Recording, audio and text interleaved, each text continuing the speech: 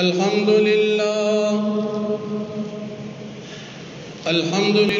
الفتاح المنان ذي الطول والفضل والإحسان الذي من علينا بالإيمان وفضل ديننا على سائر الأديان ومحى بحبيبه عبده ورسوله محمد عبادة الأوثان وخصه بالمعجزة والسنن المستمرة على تعاقب الأزمان صلى الله عليه وعلى سائر النبيين وآل كل ما اختلف الملوان أما بعد فأعوذ بالله من الشيطان الرجيم بسم الله الرحمن الرحيم لقد من الله على المؤمنين إذ بعث فيهم رسولا من أنفسهم يتلو عليهم آياته ويزكيهم ويعلمهم الكتاب والحكمة وقال النبي صلى الله عليه وسلم أنا سيد ولد آدم ولا فخر. وعن أبي هريرة رضي الله عنه قال قال رسول الله صلى الله عليه وسلم من صلى علي عند قبري سمعته ومن صلى علي نائيا أبلغته. إمام الأنبياء بلا اختلاف وتاج الأصفياء بلا اختلال وختم الرسل بالصدر المعلى نبي هاشمي ذي جمال. وما القرآن مخلوقا تعالى كلام الرب عن جنس المقال. أحب الصالحين ولست منهم لعل الله يرزقني صلاحا. وقال تعالى في كلامه المجيد إن الله وملائكته يصلون على النبي يا أيها الذين آمنوا صلوا عليه وسلموا تسليما. درود شريف اللهم صل على محمد وعلى آل محمد كما صليت على إبراهيم وعلى آل إبراهيم إنك حميد مجيد. اللهم بارك على محمد وعلى آل محمد كما باركت على إبراهيم وعلى آل إبراهيم إنك حميد مجيد. الله رب العالمين من اوتاس باندې لوی فضل انعام احسان کړی دی چې په خپل مخلوقاتو کې اشرف المخلوقات انسانان پیدا کړی. بیا را باندې بل فضل انعام او احسان دا کړی دی چې په انسانانو کې مسلمانان پیدا کړی. بیا بل فضل انعام او احسان دا کړی دی چې په مسلمانانو کې د امام الانبیاء محمد رسول الله صلی الله علیه وسلم په امت کې پیدا کړی. محمد رسول الله صلی الله علیه وسلم دا د آخر زمانه پیغمبر دی. کما سلسله د نبوت چې د حضرت آدم علیه السلام نه شروع شو هغه سلسله په حضرت محمد مصطفی صلی الله علیه وسلم باندې اختتام ته ورسېده. نبی کریم صلی الله علیه وسلم د تمام انسانیت د قیامت د ورځې پورې پیغمبر دی. د نبی علیہ الصلوۃ والسلام نه بعد د قیامت پورې بل کم پیغمبر ناراضي. د نبی علیہ الصلوۃ والسلام دین اخیرنی دین دی. د نبی علیہ السلام امت اخیرنی امت دی. د نبی علیہ السلام کتاب اخیرنی کتاب دی او د نبی علیہ الصلوۃ والسلام نبوت د اخیرنی نبوت دی. د نبی کریم صلی الله علیه وسلم نه بعد هیڅ څوک د پیغمبري دعوا نشي لرلی. کوم انسان چې د نبی علیہ السلام نه بعد د نبوت اظهار اعلان وکړ دا سړی بد اسلام د دایره نه خارج ګڼل شي. ځکه چې نبی علیہ الصلوۃ والسلام باندې د انبیو سلسله اختتام ته ورسیدا. اخیرنی پیغمبر راغی چې هغه زموږ استاد محبوب پیغمبر دی. د هغې نه بعد د بل پیغمبر د راتلو ضرورت نشته. مخکې به چې پیغمبران ناتل د یو خاص قوم قبیلی علاقې دپاره وو، لیکن نبی علیہ الصلوۃ والسلام چې راغی نو دا د خاص قوم علاقې او قبیلی دپاره نه دی، بلکې د قیامت د ورځې پورې د تمام انسانانو دپاره پیغمبر دی. د نبی علیہ الصلوۃ والسلام نبوت د عالمگیر نبوت دی. د نبی علیہ الصلوۃ والسلام نبوت د انس او جن د قیامت پورې د دې دپاره دی. نبی علیہ الصلوۃ والسلام باندې د انبیو سلسله انتها ته ورسېده. نو کوم انسان چې د نبی علیہ الصلوۃ والسلام نه بعد د نبوت اظهار کوي، د دې سړي د نبی علیہ الصلوۃ والسلام د ختمي نبوت، د نبی علیہ السلام د عالمگیر نبوت، د نبی علیہ الصلوۃ والسلام د عام نبوت نه انکار دی او دا سړی د قرآن مخالف او د قرآن دشمن دی. نو نبی علیہ الصلوۃ والسلام دنیا ته چې کله تشریف راوړو، د نبی علیہ السلام نه بعد د بل پیغمبر د راتلو ضرورت پاتې نشو. منګو تاسو الله رب العالمین دغه پیغمبر په امت کې پیدا کړی. هغه پیغمبر فرمایي چې زه تاسو د تمام انسانانو دپاره کافی یم. هغه پیغمبر فرمایي زه اخرنی پیغمبر یم. هغه پیغمبر فرمایي زمانه بعد به هیڅ قسم نبی او رسول نه راځي. هغه پیغمبر فرمایي چې زه د قیامت د ورځې پورې د ټول انسانانو دپاره پیغمبر یم. چې یو سړی وایي زه مسلمان یم، نبی کریم صلی الله علیه وسلم بدی اخیرنی نبی منی.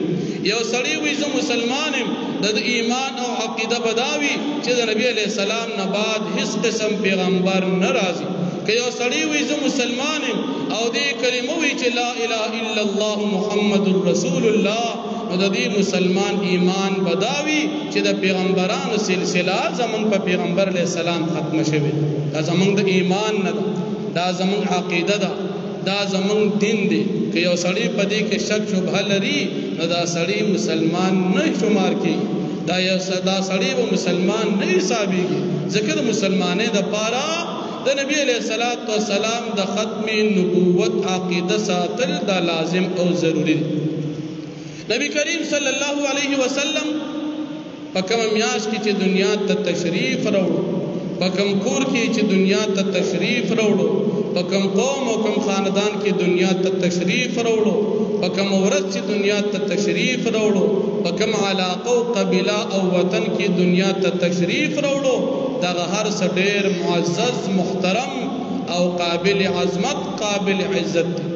نبی کریم صلی الله علیه وسلم چې دنیا ته تشریف راوړي، د هغې نه وړاندې په دنیا کې څه خاص واقعات وشول.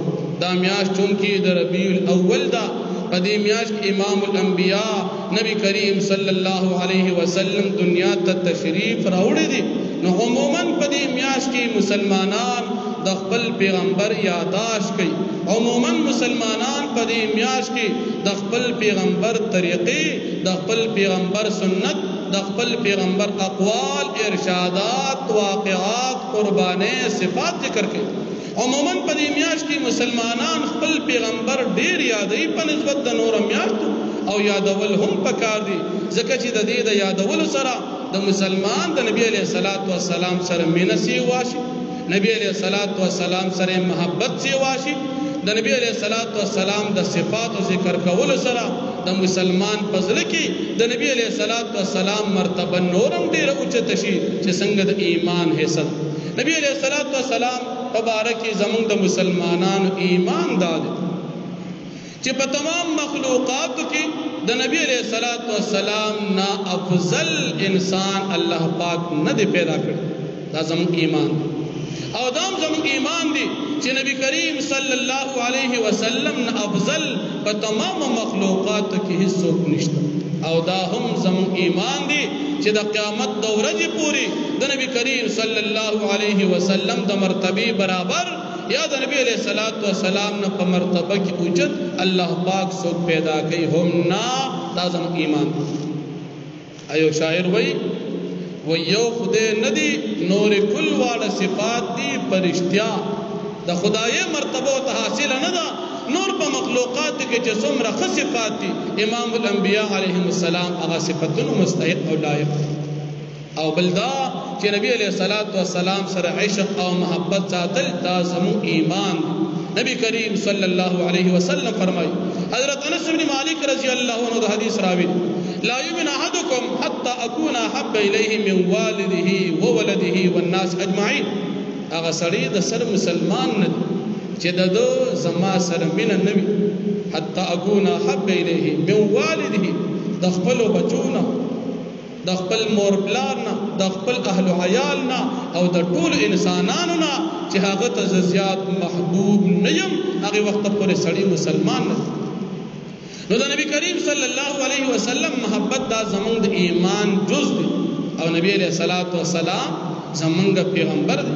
نبی علیہ السلام په قیامت کې د خپل امت سفارش کوي نو الله به د امت سفارش کوي چې امت خداغه قدر کړي امت خو سره مینه ساتلې وي امت خداغه عزت احترام پیژندلې وي امت خداغه په طریقه جون تیر کړي وي امت خداغه په طریقه باندې خپل ژوندۍ تیر کړي وي او کنه داسې وي چې نبی علیہ الصلوۃ والسلام طریقه یو ده او مسلمان روان په بل طریقه دی نو نبی علیہ السلام پر دې سړي سفارش نه کوي.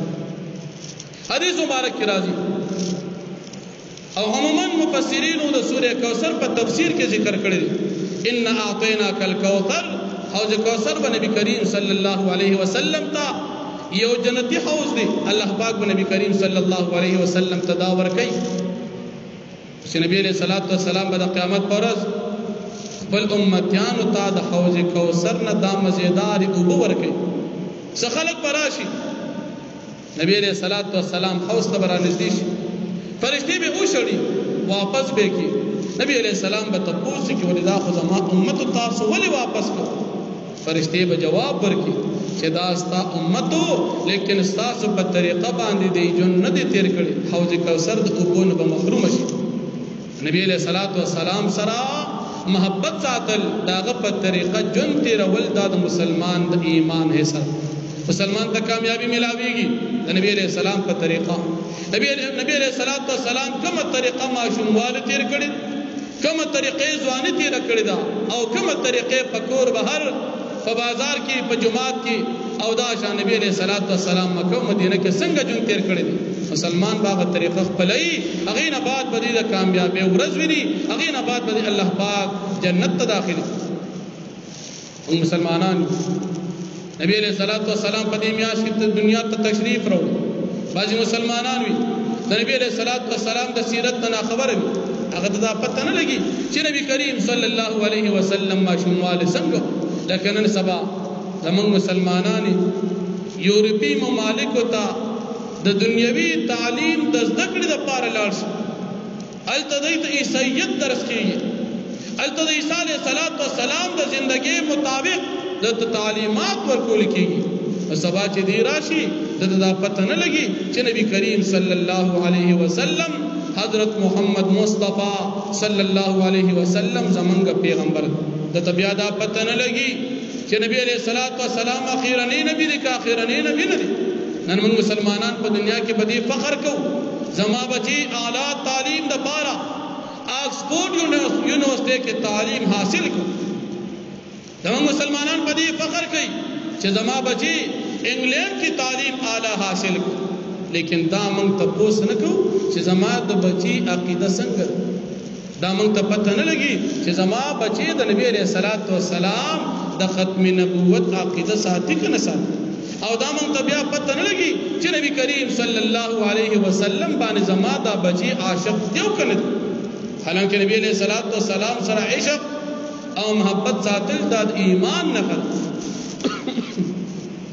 حاجی محمد امین صاحب رحمت الله علیه دا یو ډیر لوی عاشق رسول تیر شو هغه وای چا کې چې عشق نه وي هغه کې خو ایمان نه وي داس انسان خو وی کافر سم مسلمان نه وي کوم انسان کې چې عشق د نبی علیہ السلام نه وي دا انسان وې د سره مسلمان نه دی نبی علیہ السلام سره محبت ساتل د ایمان حصہ نو په دې میاشت کې نبی کریم صلی الله علیه وسلم دنیا ته تشریف راوړي د نبی علیہ الصلوۃ والسلام دراتلون وړاندې الله رب العالمین د زمکه حالات برابر کړ نبی علیہ الصلوۃ والسلام پښپغم هجره کې تقریبا 570 هجره عیسوی کې دنیا ته تشریف راوړي دغه دور ته دور د جاهلیت ویل شي او د جاهلیت دور وته ولې وي په دا وخت يهوديان شتا عیسیان شتا، ہندوان شتا، ہر دین والا خلق شتا، دنیا تعلیم شتا، دا دنیا کار روزگار شتا، مال دولت شتا، قوت شتا، بادشاہی شتا، دا دنیا ہر چیز اسباب موجود دی، لیکن دی دور طویل شی دور دا جاہلیت. ولی دا جاہلیت دور زکچ اسلام نو، دا اللہ پہچان نو، دا آخرت تیاری نو، با آخرت ایمان نو، دا پیغمبر رہنمائی نو، دا پیغمبر طریقہ نو. اللہ رب العالمین او اسلام او دین دغه تدور د جاہلیت معلومه دا شوا چې دنیا کې د جاہلیت تیاری دا ختمی کی په اسلام او د جاہلیت تیاری برازی د اسلام نه پلری والی د دنیا ترقی دا پرتر په اسلام کې او د دنیا ناکامی او د دنیا مغلوبیت د دنیا د خلق ذلت رسوائی دا پرتر د دین اسلام په مخالفت کی. نبی علیہ السلام دنیا ته تشریف وروړي يهود شتا، لیکن موسی علیہ السلام دین ختم دی. عیسیان نصارا شتا، لیکن د عیسی علیہ السلام دین ختم دی. ہندوان شتا، لیکن د الله رب العالمین وحدانیت نشتا. کتابونه لیکي چې په دغه دور کې د هندوانو او د بت پرستو په مخ د ځمکه تقریبا 33 کروڑ بتان موجود، 33 کروڑ بتان موجود، لیکن دور د جاہلیت د الله وحدانیت نشتا. خدایان ډیر دي لیکن رڼا نشتا. 33 کروڑ خدایان نشتا، رڼا نشتا، د رب العالمین وحدانیت نشتا. عیسایان عیسیت ختم کړو. عیسی علیہ السلام په درجه د خدای کې منی یا د الله رب العالمین سره شریک منی ثالث ثلاثه. عیسیان د عیسی علیہ السلام په باره کې 3 عقیدې لري، 3 ډلې دي. یو یعقوبیه ده، بل نستوریه ده او بل ملکانیه ده. څوک وایي عیسی علیہ السلام بعینه خدای دی او څوک وایي عیسی علیہ السلام په 3 خدایانو کې 3 خدای دی. یو خدای عیسی علیہ السلام، بل خدای بی بی مریم او بل خدای رب العالمین او 3 ډله دي عیسیان وایي چې عیسی علیہ السلام د الله پاک زوی دی. نعوذ بالله، دا 3 وړ عقیدې خطرناک دي، د اسلام خلاف دي. یهودیت د یسوع رواجون نوم پاتې شو. نو موسی علیہ السلام کوم دینه ختم دغه وخت کې د یوې رڼا ضرورت الله جل شانه نبی کریم صلی الله علیه وسلم په مقدس مکه باندې پیدا کړ. نبی علیہ السلام په کوم کور کې پیدا کیږي؟ د کوم نیکه نه پیدا کیږي؟ د کوم پلار نه پیدا کیږي؟ د کوم مور نه پیدا کیږي؟ په کوم کور کې پیدا کیږي؟ هغه دوره محجبه دي. نبی علیہ السلام یو صفت دی، ابن الذبیحتین. یو پیر نبی علیہ السلام حضرت معاویہ رضی اللہ عنہ فرمائی نبی علیہ السلام یو پیر ناس دی، یو صاحب راغی او نبی علیہ السلام ته آواز کوي یا ابن الذبیحتین، اے د 2 ذبیحتینو زویا. نبی علیہ السلام مسکی شو. صحابه تپوس کی یہ رجی دی سړی څه آواز وی دمات آواز کو یا ابن الذبیحتین، وی زه د 2 هغه کسانو زویم چې هغه دوار د الله د رضا لپاره قربان شو. یو حضرت عبداللہ سے نبی علیہ السلام والد محترم او دویم د نبی علیہ السلام نکو حضرت اسماعیل علیہ السلام. او د نبی علیہ السلام پلار کله قربان شو؟ کله چې ابراهیم علیہ السلام د شام په طرف باندې روان شو. حضرت هاجرہ رضی اللہ عنہا خپل بیبي د صفا مروه غونډې سره دل تفریق خودله. نبی علیہ السلام نو وړاندې ابراهیم علیہ السلام چې لاړو خوراک ختم شو. اسماعیل علیہ السلام معصوم او خپل ځوان بیبي هاجرہ رضی اللہ عنہا دلته پاتې شو. چې خوراک ختم شو، الله پاک د اوبو انتظام وکړو، د زمزم اوبه پیدا شوې. صفا مروه ترمنځ حضرت هاجرہ رضی اللہ عنہا زمونږ د مسلمانانو مور هغې منډه ووهلې. هغه ځای کې مسلمانان چې کله حج او عمرې ته لاړ شي، الله پاک د موږ او تاسو عبادات دپاره بار بار بوځي او الله جل شانه د زر تر زره د مسلمانانو په عباداتو دغه ځای نه واپس آباد. په دغه ځای کې چې کله اوبه پیدا شوې په یمن کې، په دې دوران کې ظلمونه ډېر زیات شو، قحطزاري پکې راغله. دې ځای کې یو قبیله وه، قبیله جرهم. هغوی په دې لاره باندې تېرېدل چې ویې کتل اوبه دي، اوبو ته هغوی هم ډېره واچوله، دیره شول. وخت تیریدو سره سره ابراهیم اسماعیل علیه السلام په دغه ځای کې قبیله جرهم کې واده وکړ. قبیله جرهم اوسېږي. اسماعیل علیه السلام خاندان هم خور شو. دوه خاندان دي، یو بنو اسماعیل شو او دیم قبیله جرهم په دې ځای کې ژوند تېرې. سبق بعد قبیله جرهم سرکشي شروع کړه. اسماعیل علیه السلام یې د دې ځای نه وویسته سره د خاندانه. اسماعیل علیه السلام اخوا ډډې ته لاړو مکه مکرمه کې او دلته قبیله جرهم ډېر زیات سرکشي شروع کړه، تر دې پورې چې د حرم شریف بې ادبي شروع کړه. عرب قبایل لا جمع شو، قبیله جرهم یې مجبور کړل د دې ځای نه وباسي. قبیله جرهم چې کله وتله د زمزم کوی یې بند کړ. زمزم چې کومې اوبه دي دا یې بندې کړې. خلک رالل لیکن د زمزم کوی چا پیدا نه کړ، اوبه ختمې شو. قبیله جرهم د دې ځای نه جلا وطن شو. اوبه چې کله بندې شوې، حضرت عبدالمطلب صاحب د نبی کریم صلی الله علیه وسلم نیکه محترم په دې وخت کې نبی علیہ الصلوۃ والسلام د پیدایښت نه لږ وړاندې د والد محترم د پیدایښت نه وړاندې حضرت عبدالمطلب صاحب خوب ویني. دا په عربو کې نیک انسان، خلکو به چې کله دعا د الله پاک نه غوښتله نو حضرت عبدالمطلب صاحب د دعا دپاره وستو ته موږ ته دعا وکړه، ځکه دا د حرم شریف متولي او خادم و. عبدالمطلب صاحب خوب ویني، خوب کې ورته آواز کېږي یا ابن عبدالمطلب احفر البره، بره وکنوه. د تپوس کې یو مل بره، بره څه شی دی؟ بیا دېمه شپه خوب ویني احفر المظنونه، مظنونه وکنوه. دی بیا تپوس کې یو مل مظنونه، دا څه شی دی؟ د هغې نه بعد ورته درېیمه شپه آواز کېږي او احفر طیبه، ته طیبه وکنوه. دی بیا تپوس کې یو مل طیبه، طیبه څه شی دی؟ څلورمه شپه آواز کېږي احفر زمزم، ته د زمزم کوی وکنوه. او په هغه ځای ورته شپه کې علامات وښودلی شو. عبدالمطلب سے خپل زوی حضرت حارث چې د نبي علیه الصلاۃ والسلام تر دی د ځان سره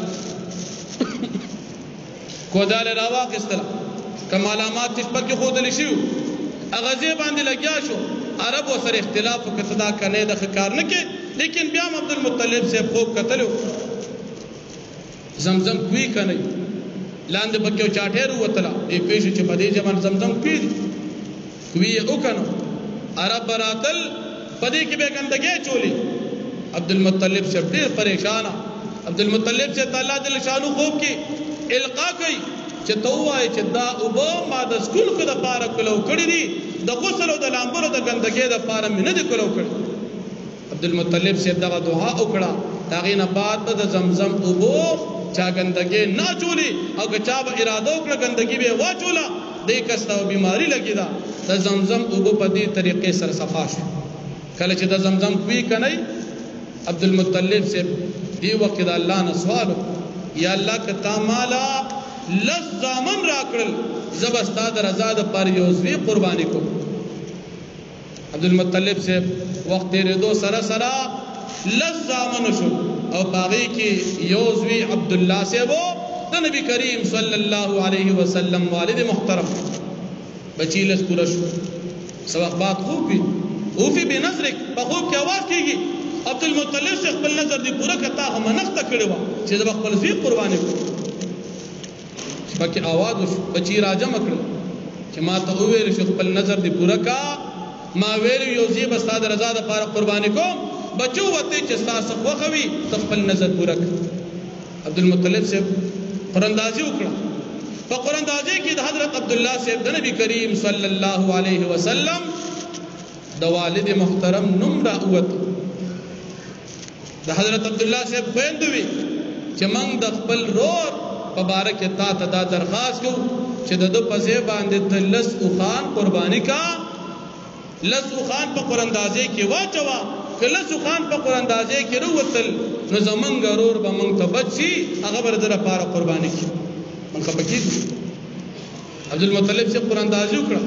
عبدالله صاحب او د لسو اوښانو په باره کې په دغه وخت کې د انسان دیت چې و دا لس اوښانو، د یو کس دیت چې و دا لس اوښانو، نو یو طرف ته عبدالله صاحب بل طرف ته لس اوښان. قراندازي وشوه. بیا د حضرت عبدالله صاحب نوم راووت. لس اوښان سیوا کوي تر دې چې سلو اوښانو ته خبر ورسېد. یو طرف ته سلو خان شو او بل طرف ته حضرت عبد الله صاحب شو قراندازي شو د عبد الله صاحب نوم په دې لسم ځل باندې را او نوته په قراندازي کې د سلو خان نوم را اوت عبد المطلب صاحب په دې ځبانه سلو خان بیا قرباني کړ چې سلو خان قرباني کړ د دې وجنا نبی کریم صلی الله علیه وسلم تا ابن الذبیحتین ویل شي نبی علیہ السلام د پلار په باره کې سلو خان قرباني شو هغه نه بعد د حضرت عبد الله صاحب نکاح وشو قرباني نه بعد عبد المطلب صاحب د دې د نکاح لپاره کوشش کوي یو خاندان کې رشتہ وکړي فلار باندې روان دي یو قبيله د هغه تزي قبيله بنو زهرا دې قبيله ته روان دي فلار باندې یو زنانه ده هغه حضرت عبد الله صاحب نے مطالبه کې چې تما سره وادو کا طالب سلو خان درک عبد الله صاحب ته وي لیکن دوته چې نا ز الله رب العالمین د ګنا نه منع کړي ز ګنا نه کوم حرام کار نه کوم زکه دا زنا چې وا د جاهلیت په زمانه کې جرم کړل شو عبد الله صاحب پلار باندې روان دي اورسه قبيله بنو زهري ته التا د حضرت آمنه سره د نبی علیہ الصلوۃ والسلام مور بی بی سره نکاح وشو عبد الله صاحب نکاح وشو پلار باندې روان دي زنانو ته ما د پخوانو خلکو کتابونه کتلې باغې کې دا موجود چې داسې او سړی بزي او جاګه سره چانه کو کداغي به بچي پیدا کیږي چې داغي په ذریعہ سره جاهلیت تاریخ ختمي ما د دې وجه تانه مطالبه کړې و د صفاحش او بدکار خزانه متا د نکاح مطالبه کړو نبی علیہ الصلوۃ والسلام والد محترم عبد الله صاحب نکاح وکړه بیبي حامل شو د بچی د پیدایش نه وړاندې حضرت عبد الله صاحب وفات شو نبی کریم صلی الله علیه وسلم د مور په ګډه باندې پاتې شو کله چې نبی علیہ الصلوۃ والسلام پیدا کیږي حالات جدا دي ان شاء الله دغه حالات د نبی علیہ السلام د سیرت په مخ کې جمعه کې وایو الله جل شانه دې موږ او تاسو ته د خپل پیغمبر په سنت طریقه باندې جن نصیب کی کم از کم او تاسو د خپل پیغمبر د ژوندۍ نه ځان خبر زمون پیغمبر څنګه جون تیر کړ دا زمون د ایمان حصہ داغه طریقې خپل اول دا د مسلمان د ایمان حصہ منګو تاسو د اخر زمانه د پیغمبر محمد رسول الله علیه والسلام په امت کې پیدا یو کم از کم داغه مشمولیت داغه ځواني یاد داغه د نبوت د ژوندۍ نه وړاندې د نبوت ژوندۍ د نبوت نه وړاندې د هجرت ژوندۍ او د هجرت نه وړاندې ژوندۍ یاد کو کم از کم پدې کې زموږ استاد لپاره کامیابی ده مخکې جمعو کې ان شاء الله الله پاک توفیق را کړی وي نبی عليه السلام سیرت وایو الله رب العالمین دې موږ تاسو ته د ویلو د اوریدلو او په خپل ژوندۍ کې درا واستو توفیق راکړي محله کې زمونږ ډېر ملګری بیماران دي اکثریت ملګری زمونږ د جمع ډېر بیماران دي زما زله غواړي چې د هر ملګری تپوس تلال شي خودم ډېر دي چې یقینا هغه تپوس هم ګران نو ما وځ ان شاء الله دې ملګرو ته جمعې مانځه کې دعا مو جمع ملګری دي په دعا سره فائدہ ډېر کی اگر چې په تپوس کول کې اجر او ثواب یقینا ډېر دي او دلته ډېر ملګری بیماران دي تقریبا هر کور کې بیمار دي او که زه درته زمونږ په کور کې تقریبا 3-4 کس بیماران مونږ خپلم پینډال ګورې خوري باغې باندې چلیږو کم از کم په دې دوران کې مونږ تاسو هغه بیماران ته خصوصي دعا وکړو الحمدلله رب العالمین والعاقبۃ للمتقین والصلاة والسلام علی اشرف الانبیاء والمرسلین وعلى آله واصحابه وازواجه امهات المؤمنین الله پاک زمونږ د ټولو ګناهونه معاف کړي څومره ګناهونه مونږ کړي دي قصدن دي خطأن دي جهرن دي سرن دي الله هر کله چې مونږ کړي دي ټول ته معلوم دي په خپل رحم او فضل سره مونږ ته زموږ ګناهونه معاف کړي مونږ ټول ته د نیکۍ توفیق راکړه د نبی علیہ الصلوۃ والسلام سیرت مشورو کو الله پاک مونږ ټول ته د ویلو د اوریدلو باغې باندې عمل کولو په خپل ژوندۍ کې درا واستلو او د نبی علیہ السلام سره د محبت او د عشق کولو توفیق راکړه الله پاک دغه زموږ پیغمبر امام الانبیاء علیهم السلام دا به د قیامت پر د خپل امت سفارش کوي مونږ ته د نبی علیہ السلام سفارش نصیب کا زموږ ژوندۍ کې د نبی علیہ السلام طریقې راولا څومره ملګری بیماران دي پناست ملګر کې بعض بیماران جمع کې شرکت کړي بعض ملګری ډیر بیماران دي جمع تم نه راغلي بعض زنانه کورونه کې بیماران دي الله پاک خپل رحم او فضل سره موږ ستانه سوال کو چې دا ټول بیماران ته شفای کامله عاجله ورکړي څومره بیماران دي الله پاک د ډنګي بیماران دي د کرونا بیماران نور قسم قسم بیماری دي الله ټول ته بیماران ته شفای کامله عاجله ورکړي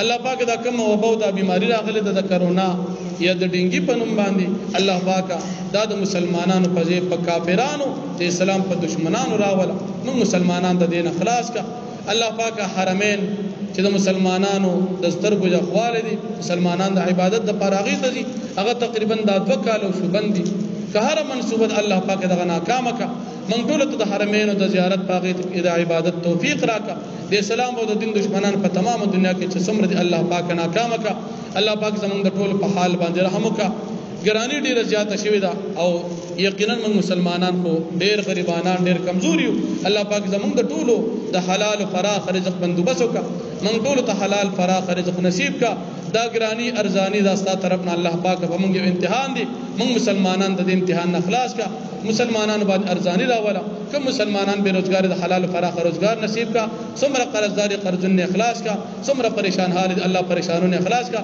زمونږ یو ملګری د مسافر دی اکثر د دعا وی کور کی بیماری ده بیروزګار دي کار روزګار خراب شوی دي الله پاک د ټولو پریشانې زر تر زر ختم کا او الله پاک موږ ټولو ته د دین د خدمت توفیق راکا ما سوتن منګه بیگا د قران کریم دا تفسیر شروع کړه الله پاک موږ ته دغه تفسیر اول نه اخر پورې د ختمولو پاغه کې د شرکت کولو پاغه باندې عمل کول توفیق راکا الله پاک موږ یقینا ډیر بیکار یو موږ سره علم نشتا انتهایی کمزور یو ډیر بیکار یو خپل رحم او فضل سره موږ ته قران د دین د خدمت توفیق راکا الله پاک موږ ټول د دین د خدمت د لپاره قبول کا زمونږ د دیناست ملګرو په زړونو کې چې څومره جایز او شرعي مرادونه دي الله د خپل خزانه پوره کا باج ملګری دا سری چې رښتې شوی دي لیکن غریبې دي الله پاک دغه ملګرو تمام ضرورت د رښتې څومره دي د خپل دربار عالیانه پوره کا کوم ملګرو رښتې نه دي شوی د حلال فراخ رزق سره سره الله د حلال طریقې سره د نکاح بندوبس وکا الله پاک د چا چې رښتې شوی دي پریشانې ختم کا به اولاد نصیب کا د چا چې اولاد صلی الله پاک نیکان صالحات دیندارا او د دنیا او د آخرت د خوشاله سبب ذریعہ ورته جوړ کا الله پاک موږ ټول ته د آخرت د تیارې توفیق راکا باج ملګرو د دعاګان د پاره ویری بیماران دي الله پاک ټول ته معلوم دي علیم بذات صدور ذاتی الله د ټول ملګرو څومره دعاګانې غوښتري د ټول شری حاجات خپل خزانه پوره کا زمون مال زمون جان زمون وخت خپل دین باندې استعمال کا زمون د ملګری همیشه د جماعت ډیر خدمت کوي په جماعت کې صدقه ورکړي د جماعت خدمت کوي د جماعت د هر یو خیال ساتي الله پاک ټول خوشاله ساته الله پاک ټول د دنیا او د آخرت خوشاله نصیب کا وصلی الله تعالی علی خیر خلقه محمد و علیه و صحبه اجمعین برحمتک یا